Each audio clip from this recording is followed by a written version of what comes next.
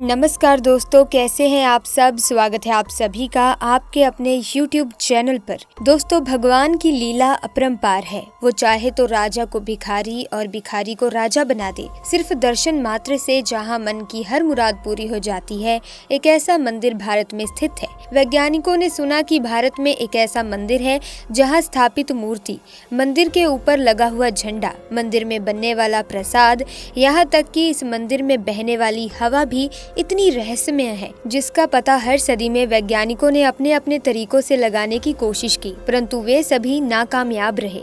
यहाँ तक कि इस मंदिर को कई आक्रमणकारियों ने लूटा और नष्ट किया, परंतु ये मंदिर फिर से खड़ा हो गया। इस मंदिर के हर कोने में ऐसे कई चमत्कार होते हैं, जिसे सुनकर वैज्ञानिकों के मन में भी एक बार फिर से इस मंदिर से पंगा लेने का ख्याल आया और वे पहुँच गए इस मंदिर के पास। परंतु जैसे ही उन्होंने इस मंदिर के अंदर घटने वाली चमत्कारी घटनाओं को अपनी आंखों से देखा तो सबके होश उड़ गए और वो सोचने लगे कि आखिर क्यों हमने इस मंदिर से पंगा लिया।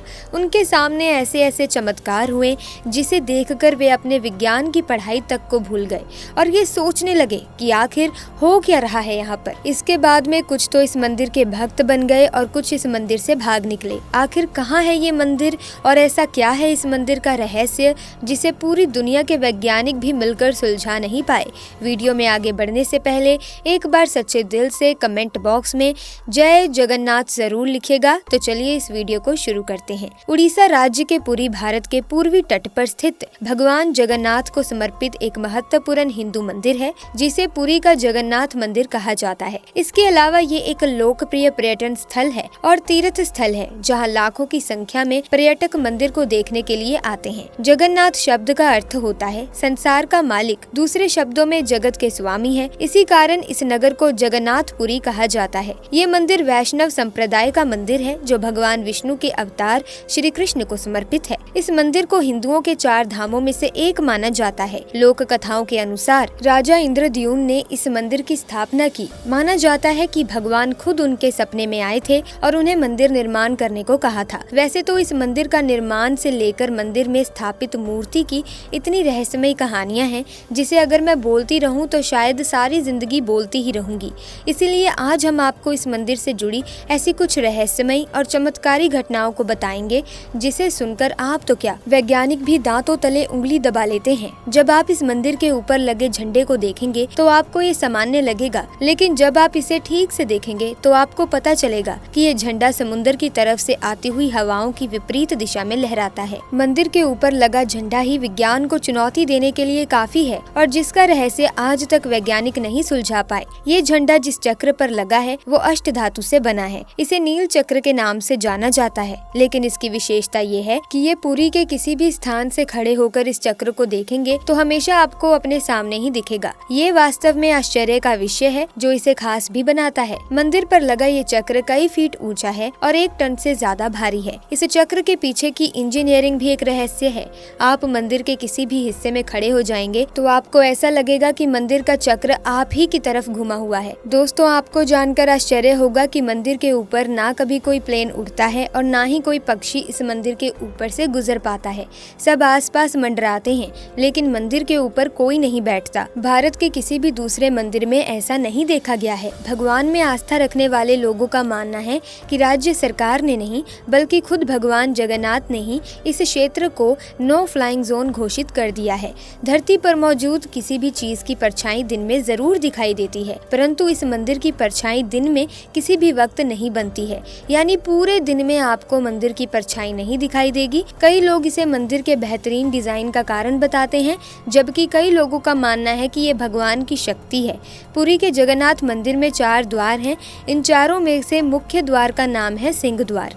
जब श्रद्धालु सिंह द्वार से मंदिर में प्रवेश करते हैं तब तक उन्हें समुद्र की आवाज सुनाई देती है, मगर द्वार से मंदिर के अंदर प्रवेश करते ही समुद्र की आवाज गुम हो जाती है और जब तक कोई मंदिर के अंदर रहता है तब तक मंदिर के अंदर समुद्र की आवाज नहीं आती है।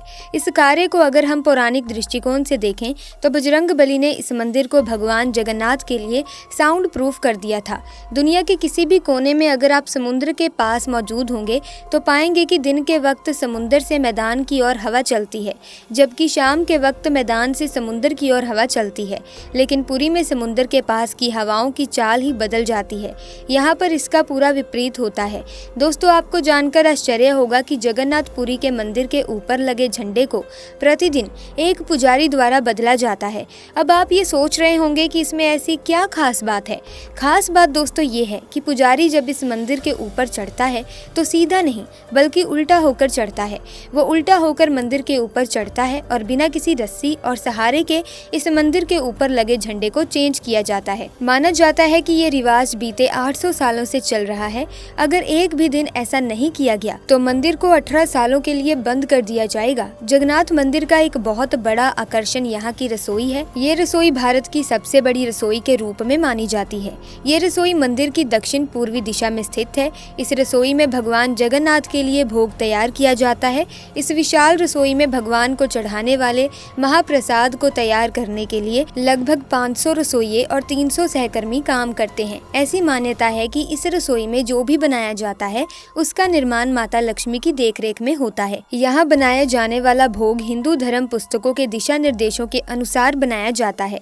भोग पूर्ण रूप से शाकाहारी होता है। भोग में किसी भी रूप में प्याज व लहसुन का प्रयोग नहीं किया जाता। भोग निर्माण के लिए मिट्टी के बर्तनों का उपयोग किया जाता है। रसोई के पास 2 कुएं हैं जिन्हें गंगा व यमुना कहा जाता है। केवल इनसे निकले पानी से ही भोग का निर्माण किया जाता है। प्रसाद की एक भी मात्रा कभी भी व्यर्थ नहीं जाती। चाहे कुछ 1000 लोग हों या 2 लाख लोग, प्रसाद कभी भी नष्ट नहीं होता। मंदिर में भोग पकाने के लिए साफ मिट्टी के बर्तनों को एक दूसरे के ऊपर रखा जाता है और एक लकड़ी पर इसे पकाया जाता है।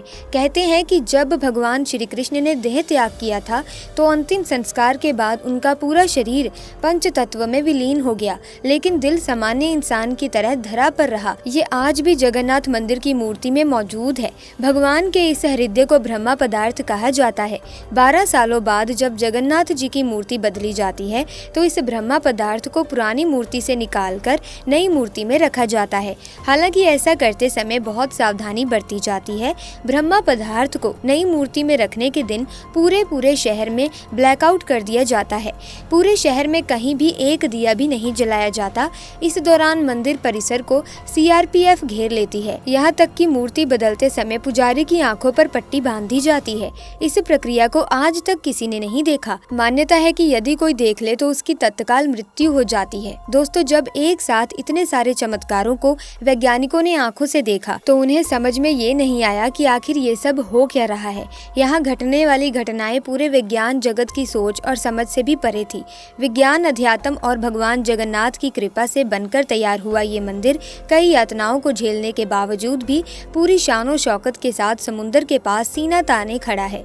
दोस्तों, अपने जीवन काल में एक बार पुरी के जगन्नाथ मंदिर के दर्शन जरूर कीजिएगा। तो दोस्तों, आज की वीडियो में बस इतना ही। अगर आपको वीडियो में दी गई जानकारी अच्छी लगी तो इस वीडियो को लाइक करें, शेयर करें और चैनल को सब्सक्राइब करके बेल आइकन को प्रेस कीजिए ताकि आने वाली नई वीडियोस की अपडेट आपको मिलती रहे। आपका बहुत बहुत धन्यवाद।